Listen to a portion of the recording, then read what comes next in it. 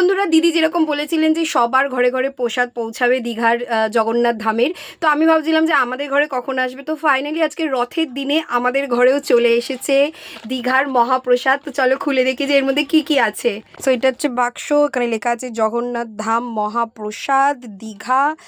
আর এটা খুললে যেটা আমরা প্রথমেই পাচ্ছি সেটা হচ্ছে একটা কার্ড, যার মধ্যে রয়েছে দীঘার মন্দিরের ভেতরে জগন্নাথ দেবের যেরকম মূর্তিটা, সেটার মন্দিরটা কীরকম দেখতে সেই পিকচার, এবং এখানে লেখা রয়েছে শুভেচ্ছা সহ মমতা জগন্নাথ ধাম। অপূর্ব সুন্দর করেছে মন্দিরটা। তো খুব সুন্দর একটা ছবি পোস্টকার্ড পেয়েছি। আর এখানে প্যাকেট করা বেশ সুন্দরভাবে র্যাপ করে দিয়েছে, দেখো একটা প্যারা। আর এখানটায় আছে হচ্ছে একটা গজা। তবে এই গজাটা যেটা দেখতে পাচ্ছি, এটা কিন্তু পুরীতে যেরকম দেখতে হয় না, গজাটা যে স্টাইলের বা যে টাইপের, যেটাকে আমরা খাজা বলি, সেটা কিন্তু এটা নয়, এটা গজা।